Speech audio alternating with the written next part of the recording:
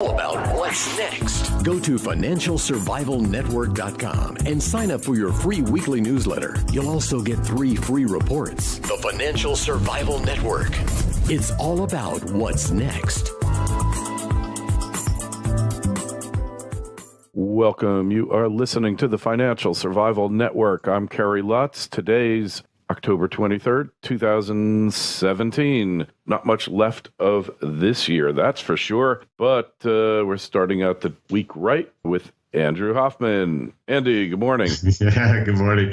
I'm just looking at, quick look at Zero Hedge before, just to see if something's happening. In my new world, in cryptocurrency, which is 90%, I'd say 99% of what I do, Zero Hedge doesn't even matter. I look at these articles and I'm going, who cares about all this stuff? But then I see that even they, I've always criticized them for their terrible, terrible reporting on gold and gold manipulation.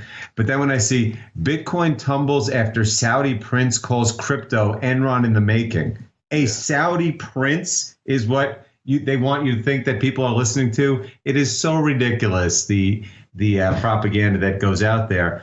In a sector where Wall Street has missed the first $160 billion of market cap, and better get on soon so they get the next $160 billion. Yeah, well, I guess the Saudi princes can move the markets, right? Yes, he says, I don't even know which prince this is, and I put quotes around prince. Prince is like in fairy tales, not in real life. He says, this is Enron in the making. And I love when people say stuff like that, when they say terms like Ponzi scheme and pyramid scheme. I think the average person doesn't even know what a Ponzi scheme is. They just like to say it because it's like, oh, that's a fraud. It's a Ponzi scheme. No, a Ponzi scheme means an organization where people are being suckered in to put money in. Bitcoin is 100% decentralized. There is no organization at all. There's no CEO. There's no executives. There's no stock options. There is nothing. All you do is you buy it or you sell it based on your discussion. There's no marketing group, nothing. That's why it's so funny. They say this is Enron in the making. No, Saudi Arabia is Enron in the making because they base their, they base their social budget on like $150 oil, and they got to figure out ways to get suckers to give them money to pay for the lifestyle of their people when oil is $50. Not of their people, but of the ruling elite. All of those members of the royal family, they have more members of the royal family than a small city. And they all are takers. They just want to keep getting more and more and more. And eventually it's got to come to an end. Yeah, I mean, and in Saudi Arabia, of course, it's the majority of the people don't even believe in like the religious sect of the government. They certainly don't believe in their political leanings toward like the United States. So it really is in some ways a Ponzi scheme because, I mean, you gotta figure out who's going to give you money to keep this game going. And but I don't want to talk about Saudi Arabia. I just think it's so comical that they would think that Bitcoin would and Bitcoin doesn't care about anything. You think it cares about what a Saudi prince says? Hardly. So what's going on? We broke 6,000 on Bitcoin, and is it going to infinity here, Andy? Well, now we're in the 5,700s. There's a lot going on this week. There's going to be a major hard fork tomorrow, a friendly hard fork, in which people will simply get what we call crypto dividends. Right now, the crypto dividend is trading at about, in the futures markets, like 0.07 or 0.08 per Bitcoin, which is a lot of money. Yeah. And then there's going to be a more contentious fork about a month from now, which I don't't worry about, but it certainly will get a lot more publicity. And will it go to infinity? I've written, and again at CryptoColdCentral.com. I've been in business 6 weeks now. I've written like 350 posts. So if you want to learn about cryptocurrency, you will learn it quickly. I talk about everything, and you really should just take the free 7-day trial and just read about these things. But I did write an article that said Bitcoin has the only asset that has a chance of getting to say $1 million per coin without hyperinflation. I mean, if gold ever did that, there's only one way that would occur. It could occur. It would certainly be a worst case scenario if the actual dollar hyperinflated, meaning that everything hyperinflated first and no changes were made in the world. Because I think what'll happen is if you have enough inflation, the world will just you run into cryptocurrencies. But I do think that Bitcoin could get to $1 million per coin because I think cryptocurrency is changing the world. I think it's aside from the internet itself, which it's based on, it's the greatest technology that's ever come, certainly to the monetary sphere, and certainly the most impactful of our lifetimes. So it'll have a lot of ups and downs. But right now, this year was the year that we really fought through a lot of the efforts to stop it between these contentious hard forks and the governments, the Chinese banning Bitcoin trading, which I assure you they'll turn around and unban at some point. It's just not working. Jamie Dimon, can you imagine if Jamie Dimon came out and said gold was a scam? It would never come back because it's so helplessly manipulated. And frankly, people are becoming less interested in it than they used to be. But he calls Bitcoin a scam at $4,000. And a few weeks later, it's $6,000. Yeah. How quickly, like you say, I don't even think it's dog years. I think it's starting to move in mosquito years here, Andy. Yeah. Oh, it's funny. I call it double dog years. But yeah, mosquito years would be like quadruple dog years or something. Yeah. I mean, I think a mosquito lives for 12 hours. Is that right? Correct me if I'm wrong. I mean, I'm not what do you call one of those bug guys, an entomologist?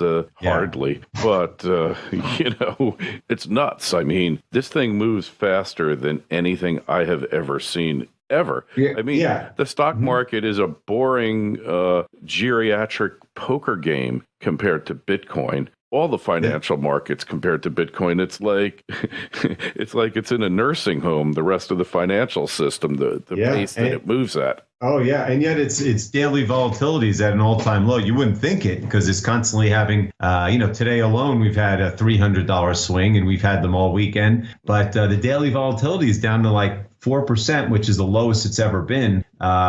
Just 2 or 3 years ago, it was 6 or 8% per day movement. So, as it gets larger and larger, it becomes, as I say, anti-volatile because more people are in it, more people are using it, adopting it. So it becomes, less and less volatile and more like mainstream. But it's funny because when you talk about, I always say double dog years. I say it all the time. It's not just the price. Wildly moving around. It is how the environment changes. I mean, we were talking about just a month ago, the Chinese are banning it. It's the end of the world. Or Jamie Dimon says this, or it was just the end of July when we were terrified of hard forks before the Bcash fork, like it was going to end the world. And look where we are now at the point where we don't even care about the upcoming 2X fork, which is just a few weeks away. And when you look at the technology changes, I mean, no one thought SegWit would get in. And as recently as June, and then in July it got activated in August, but it was locked in July. And I just think that next year is going to be so shocking as to how much advancement we see. I'm not even talking about the price. I'm talking about the advancement in technology. I think that the capital investment next year, again. Forget Wall Street. Wall Street's going to be off the charts because Wall Street is now going to be, now that it's a $100 billion market cap, they're going to be heavily lobbying to get ETFs put in place, and they will get them. But the technology investment we're going to see next year, now that SegWit is in, allowing for all these second layer technologies, is going to be like the dot-com boom of the late 90s. But it's going to be a lot more money than the dot-com boom of the 1990s. Partly because of inflation and partly just because of the complexity of the project. But it's really, really exciting. And double dog years won't even do justice to what I expect to come in the next few years. Yeah. Well, hey, so far, so good. So far, so good. And anything you see that can get in the way of this, Andy?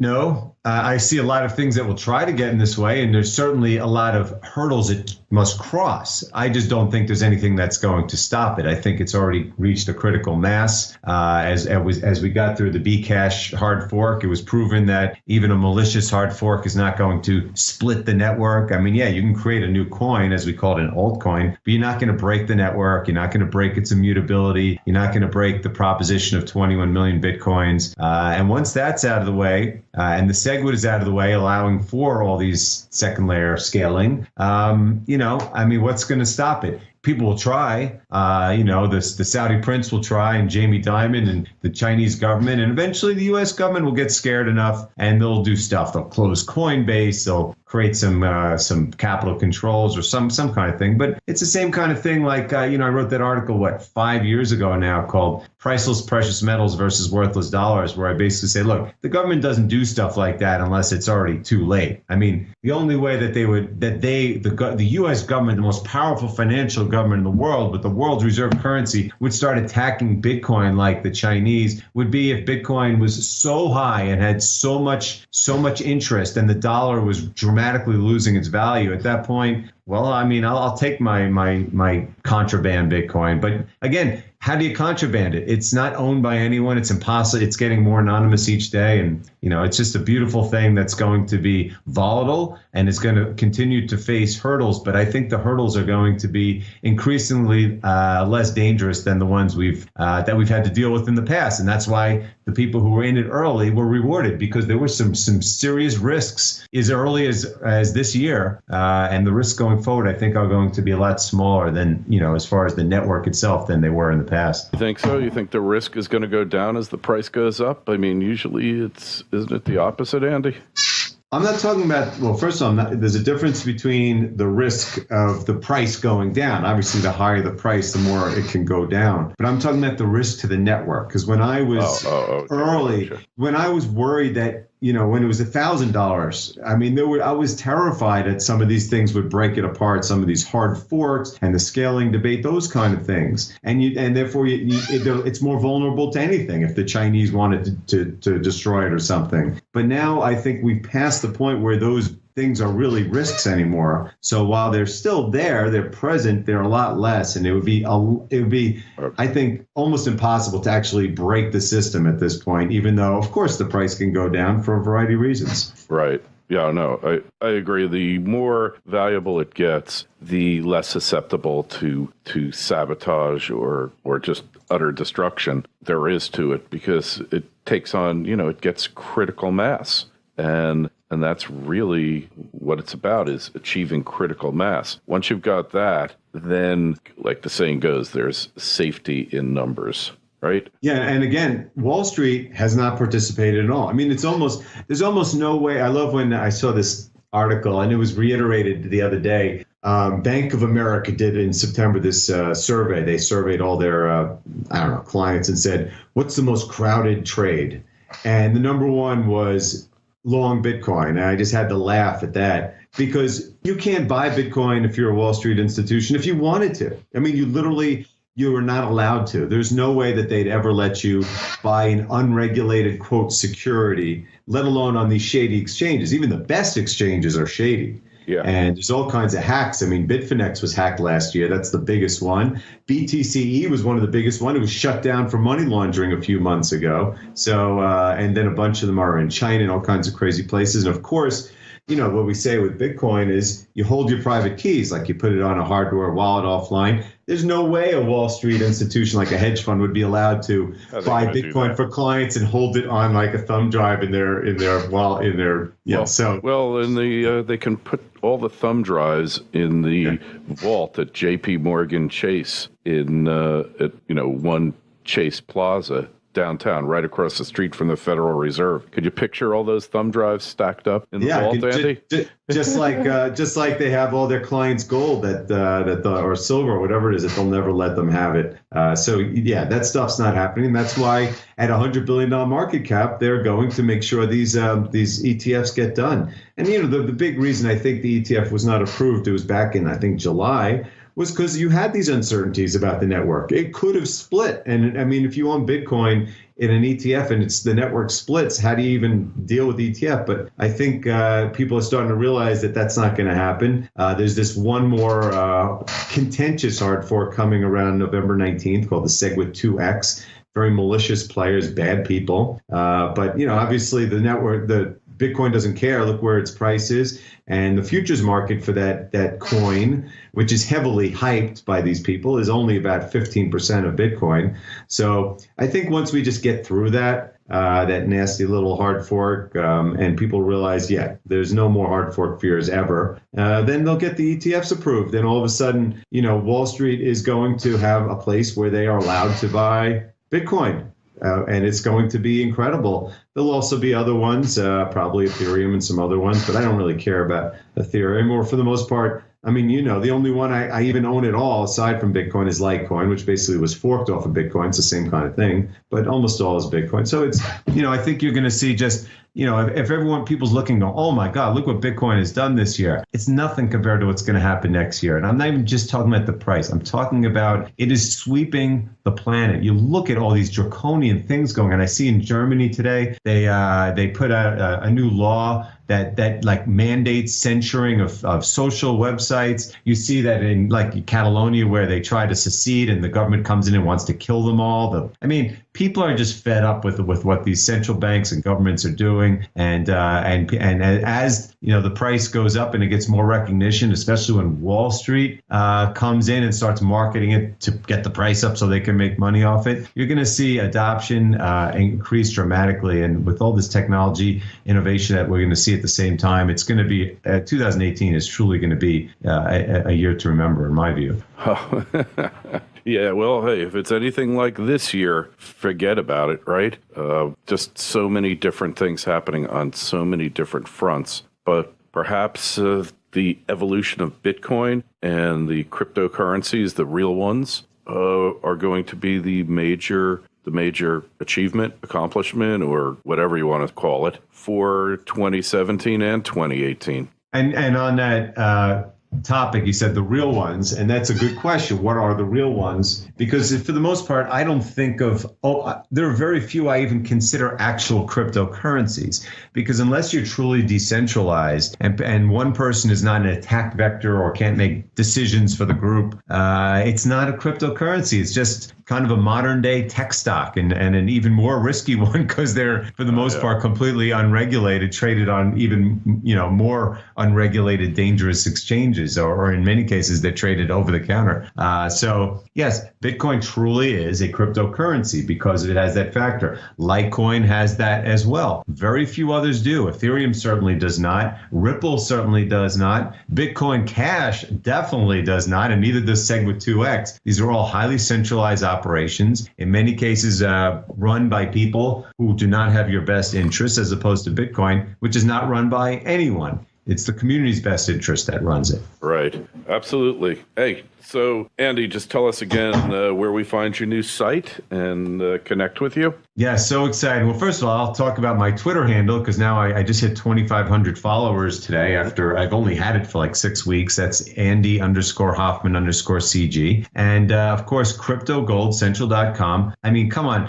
There are now like 350 posts in 6 weeks. And these, when I say posts, I mean, I'm writing short but really, really impactful articles talking about Bitcoin, precious metals, not precious metals. I just talk about gold, but I would say 90+% of what I'm talking about is Bitcoin and or other cryptocurrency. And you can get a free 7-day trial, or you can subscribe for an entire year for just $225. It's a really good value. Just come over and try it. And you can always email me at ahoffman@cryptogoldcentral.com. All right. Hey, and any questions, comments, etc., email us kl@kerrylutz.com. And don't forget the Twitter feeds at Kerry Lutz. Andy, we will talk to you again next week. Looking forward to it. FSN Radio. It's all about what's next. Go to financialsurvivalnetwork.com and sign up for your free weekly newsletter. You'll also get 3 free reports. The Financial Survival